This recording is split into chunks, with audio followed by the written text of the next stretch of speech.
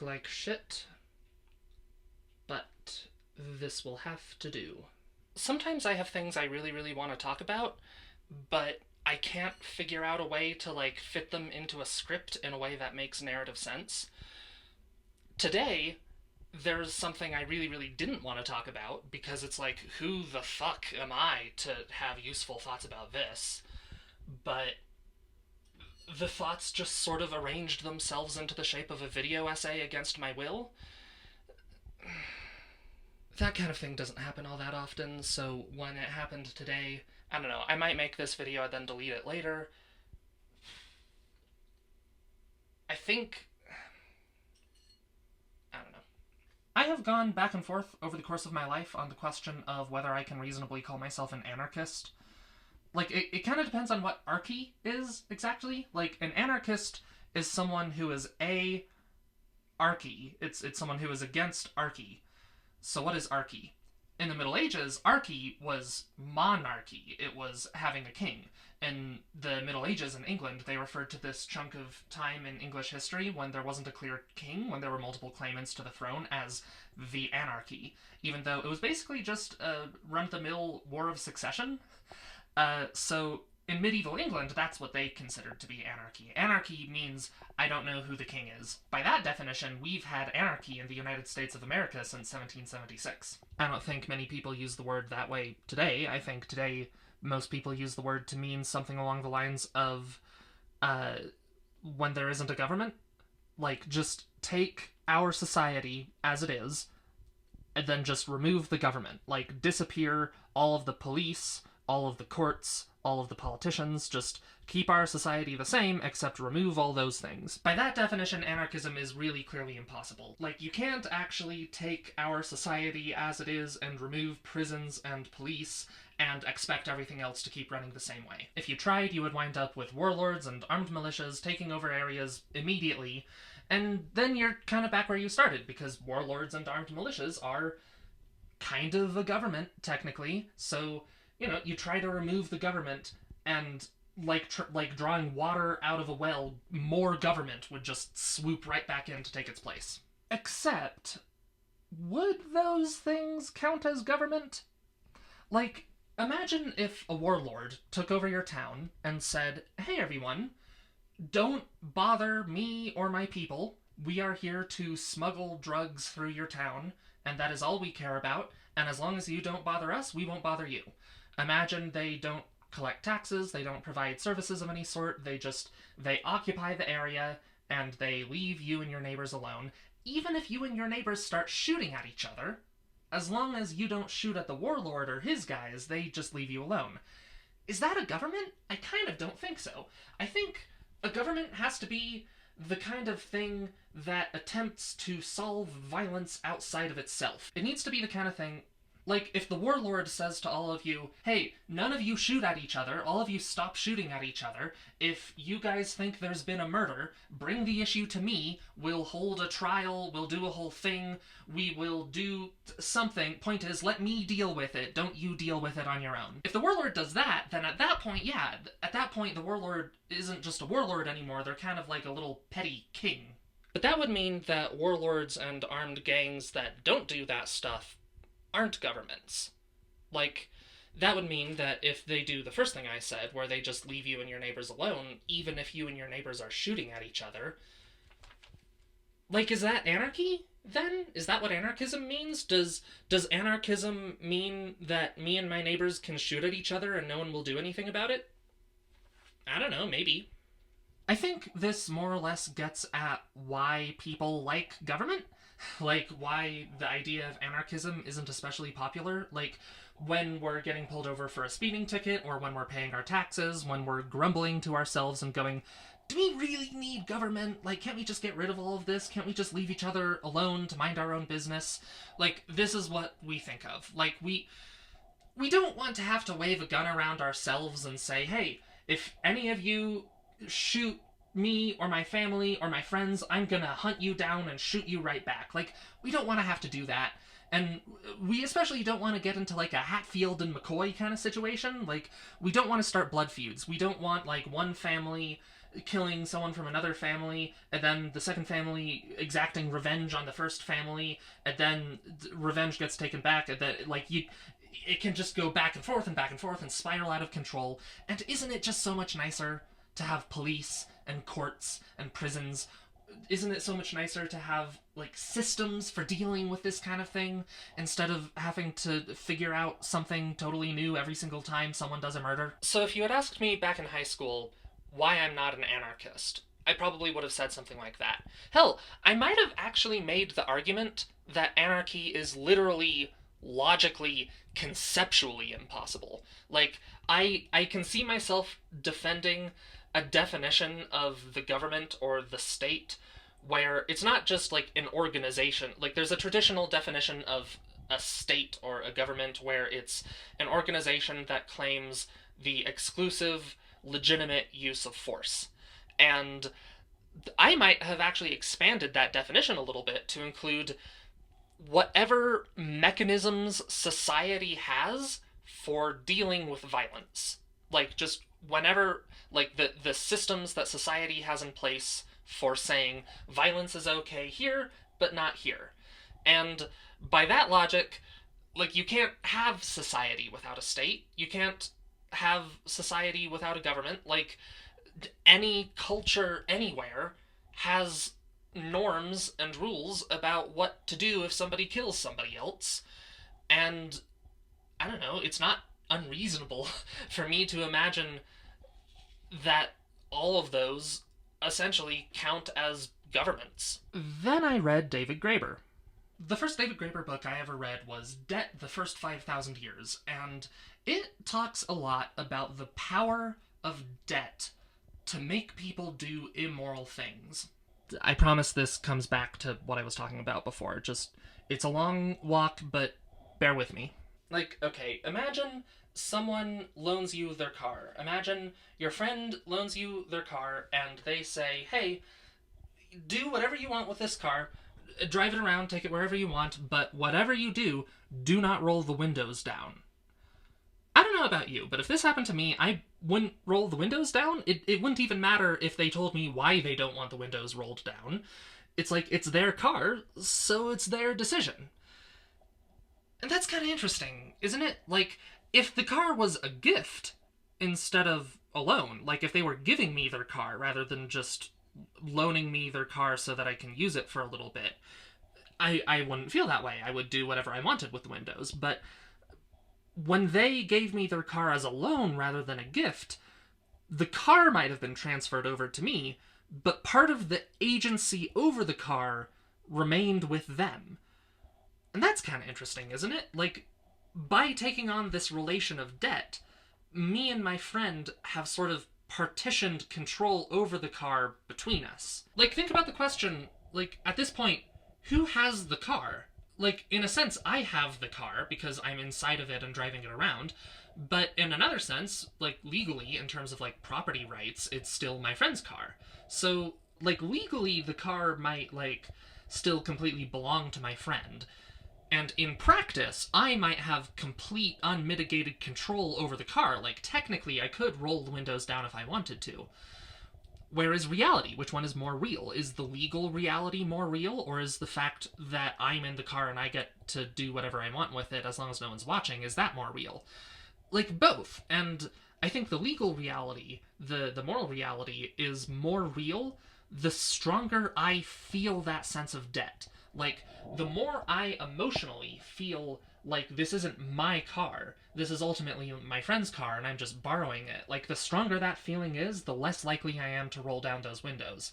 And that means that that feeling essentially displaces agency, displaces responsibility over the car from me onto my friend. And the stronger that sense of moral obligation is, the more it has the potential to make you do things you wouldn't otherwise do. Imagine you're trapped in a blizzard, you're dying of hypothermia, you're about to freeze to death, and someone drags you in from the cold unconscious. They put you in front of a fire, they give you soup, they nurse you back to health. After a few weeks, you leave, and you feel like you literally owe them your life. Imagine you just know in your bones you would be dead now if it were not for this person. Like, you actually feel like your life is no longer fully yours. Like, they gave you they gave you your life now, and like they can't take it back. Like, it's non-refundable.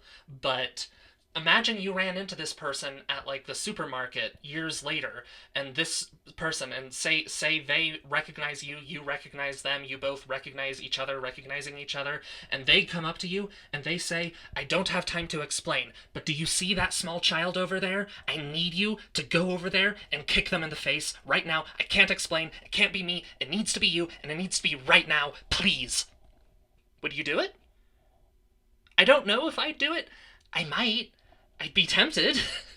And that's the point I'm trying to make. Like, under what sorts of circumstances would you walk up to a random child and kick them in the face? Probably not many. That's the power of debt. That's the power of this feeling of obligation. It can make you do anything, even things you think under normal circumstances would be completely immoral. To be clear, all of those examples are examples I came up with on my own. David Graeber never used any of those examples. But one thing that David Graeber did do that I remember him doing was he used the example of 16th century conquistadors, who apparently were often funded by wealthy merchants from northern Italy. The way this would work is that an Italian would give a Spaniard a whole bunch of silver or whatever and be like, hey, go buy whatever you need to buy and just come back later with more money than I'm giving you right now. And the Spaniard would go and buy a bunch of ships and cannons and hire a bunch of men, and they would go off sailing to the Americas, where they would find these grand ancient civilizations, which they would proceed to plunder and loot and steal from, and then they would come back home and give their creditors back the principal with interest. And what this system allowed people to do is it spread responsibility so thin that it actually kind of disappeared. Like, the Spaniard, okay, the crew of the Spaniard could easily say, look, like, I don't know how to live out here. Like, the only reason I'm alive is because my captain is giving me bread every day. I have to do whatever my captain says in order to continue being alive. That's just how I am. Nothing I do is really my responsibility. If my captain tells me to go off and plunder the Aztecs, I have no choice. Like, it's out of my hands. The conquistador in charge of the expedition can say, look, the ship's not really mine. The guns aren't really mine. All of these men aren't really mine. All of this really belongs to my investors back in Italy. Like, I have a fiduciary responsibility to make back the money they gave me however I can. Like, my honor is wrapped up in multiplying the silver that I was given. If I don't do that, like, nothing is worse than that. So, like, think about what that allowed people to get away with. Like, it spread responsibility for anything that happened so thin that the responsibility itself kind of disappears. Like, who's supposed to be accountable for the raping and plundering and pillaging of indigenous cultures? Not the crew of these ships. The crew of these ships are just paid employees. They kind of have to do whatever their captain tells them to do, or they'll be court-martialed or executed or whatever. The conquistador can plausibly say that everything's out of their hands too. Like, the ship isn't really theirs. The guns aren't really theirs. The supplies aren't really theirs. All of that was bought and paid for with money that was loaned to them by those wealthy merchants from Italy. Like, they are honor-bound to multiply that money literally however they can, as long as it makes back the money for the Italian. Meanwhile, the Italian merchant is blissfully unaware that any of this is going on at all. The merchant is sitting at home in Venice going, I hope I make back my investment. Hope the conquistador is doing well. What's he doing? What part of the world did he sail off to? I don't know. But he seemed trustworthy, and it was my silver, so I had a right to gamble it on whatever venture I think might have been profitable, and I don't know, I got a good vibe from that guy, so, yep, hope he's doing well. Like, see what I mean? Like, it spreads responsibility so thin that it disappears entirely, and this got even more advanced with the invention of the stock exchange. Like, now, like, once you have joint stock companies, once you have, like, these ventures that you can split up into thousands of different shares that can then be bought and sold individually, now all of a sudden the head of these endeavors, these conquistadors, now they don't just have like one or two wealthy investors back in Europe, they might have thousands of investors back in Europe. And like, that's not really an accident. Like, the whole system almost feels designed to produce an entire culture full of people perfectly willing to go off and murder and steal and burn, and none of whom feel like they individually bear any responsibility for it. For like, instead of having one person who committed one really, really bad war crime, you can have like 1,000 people who all committed 1/1000th of a war crime. I do not think it is a coincidence that what I believe to be the first joint stock company in history, the Dutch East India Company, in addition to being the first ever publicly traded corporation, was also one of the most morally bankrupt organizations to ever exist in human history. I don't think those two are not connected. Okay, so with all that in mind, I want you to imagine a hypothetical scenario. I want you to imagine that someone found a loophole that lets them kill people. Like, maybe they found a magic incantation that you need to chant in the right way, and it makes people die, and the law can't do anything about it because it falls under freedom of religion. Or maybe you make a voodoo doll of people and you throw it in the fire. Or maybe you deny insurance claims for life-saving medical care. Crazy, random stuff like that that has no bearing on the real world in any way.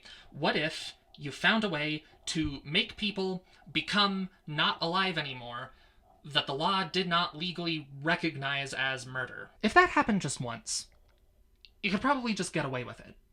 Like, that's kind of the point of the legal system. Like, we don't want to have to litigate every single little thing. Like, the law gets it wrong sometimes, and we just kind of roll with it. But what if it wasn't just once? What if this method of murder was discovered, and then people just kept doing it, and kept doing it, and kept doing it, and people just died, and died, and died, and died? Someone would eventually decide to just take the law into their own hands. Like, it doesn't matter if murder is legally on the books as not allowed.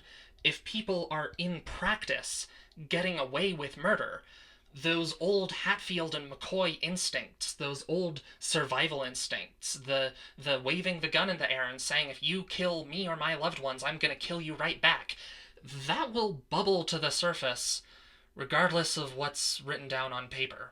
I don't think it's a coincidence that the original Hatfields and McCoys, our cultural prototypical example of a senseless blood feud, occurred in rural Appalachia, where the law, rather famously, has a little bit of a difficult time getting to. Legally, in those areas, murder might have been illegal, but if you can't actually enforce it effectively, humans will fall back on the older methods. That's most of what I had to say, but there is one part that I wanted to add, and that's that, like, I don't think greed is good, but I don't want it to be illegal either. You know, like, different people have different levels of altruism, and I think that's okay. Like, none of us always do the exact right thing in every situation. I think all of us care about ourselves at least a little bit more than we care about strangers. We all fall somewhere on the spectrum from Mother Teresa to Hitler. And I wouldn't want it to be any other way. Like, imagine a world where everyone had exactly the same levels of altruism. Like, that's kind of creepy, actually. I wouldn't want to live in that world. And I want society to have things to do with people no matter where on that spectrum they fall. You know? Like, I want to have systems that are able to incorporate people of a variety of persuasions into the social system in some sort of mutually beneficial way. Like, we should be able to let people be greedy. We should be able to let people just seek their own self-interest with callous disregard for other people in a way that does not blow up everything. Like, if a few bad apples like that ruin your whole system, then your system sucks and you need a better system. Especially since, like, I can imagine being in a different place on that Mother Teresa to Hitler spectrum that I described. Like, I didn't decide at any point to have the level of altruism that I have. It's just kind of in me. Maybe I was born with it. Maybe it was the environmental factors. I don't know. But I certainly didn't like decide. Yes, I want to have altruism levels of 0.67 out of 1. And that means it's kind of easy for me to imagine having different levels of altruism. Like, I can imagine feeling different things. I can imagine being the kind of person who could watch a kitten drown and just feel nothing. And isn't society supposed to protect people like that too? Like, I think it's actually kind of comforting to think that society, like, even if I'm kind of a bad person, that society can give me, like, a list of rules to follow, that society can say, okay, if you do X, Y, and Z, if you pay your taxes, if you don't commit murder, if you do the things that are legally expected of you, we, as a society, promise to protect you from violence, even if we think you're an asshole. So, like, imagine having a little bit less empathy than you do. Imagine being in a different place on that spectrum. Imagine being kind of self centered. But imagine you're in the world I described, where there's a legal loophole that lets you commit murder. And imagine if that legal loophole was really, really profitable. Like, you chant the magic spell, and some random person somewhere drops dead immediately, and all of the money in their bank account is immediately transferred into your bank account. And imagine if this was legal, and imagine if all of your friends were also doing it, and imagine if there was like this little niche of the culture where this was just perfectly fine and acceptable. And imagine if you were like really, really good at it. So like all of your friends who were also casting this spell all of the time were constantly going to you for advice and asking for like, how do I do this better? And imagine there are like layers and layers and layers of bureaucracy designed to insulate you from any responsibility for anything you're doing, designed to make it so that it's hard to figure out that you're even the one doing it. And yet, at the same time, imagine that more and more and more people are winding up dead, and whether you're even aware of it or not, a lot of those people are blaming you for it and are seeing you as a murderer. Maybe you kind of are a murderer. Maybe you don't think of yourself that way, but what if you get there, and then what if someone decides that the world would be better off without you? I don't know. Like, I think that's kind of sad for you. Like, I, I, I kind of want a society that protects everybody, even the psychopaths. And if we have a system where people can just actually just commit murder, where it's both legal and socially approved of to do things that cause widespread death, like maybe we've failed you as much as we've failed your victims. Just a thought.